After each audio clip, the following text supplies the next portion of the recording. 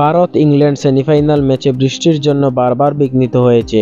গায়ানা থেকে বার্বাডোসে এবার ক্রিকেট বিশ্বের চোখ। আগামীকাল শনিবার শিরোপা লড়াইয়ে দক্ষিণ আফ্রিকার মুখোমুখি হবে ভারত। ফাইনালের ভেন্যুতেও বৃষ্টির গনগটা। শনিবার খেলার সময় আকাশ মেঘলা থাকবে। ম্যাচের দিন বজ্রবিদ্যুৎ সহ ৪৭% বৃষ্টির সম্ভাবনা রয়েছে। দুপুরের দিকে তাপমাত্রা ১ ডিগ্রি কমবে, বৃষ্টির সম্ভাবনাও কিছুটা কমবে। বিশ্বকাপের সেমিফাইনাল মানেই দক্ষিণ আফ্রিকার বিদায়।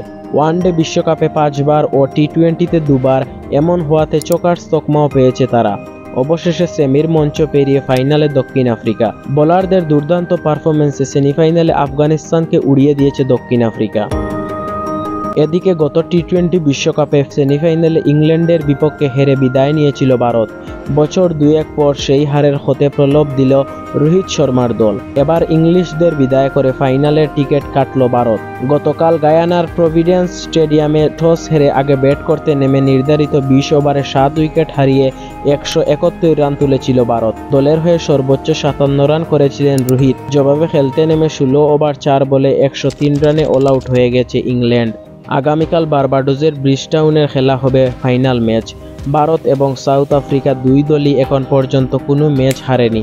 ফলে টি-20 বিশ্বকাপ প্রথমবারের মতো দেখতে যাচ্ছে অপরাজিত চ্যাম্পিয়ন। ফাইনালে কে জিতবে তা অবশ্যই কমেন্ট করে জানিয়ে দিন, আর ভিডিওটিতে লাইক এবং চ্যানেলটিকে অবশ্যই সাবস্ক্রাইব করবেন।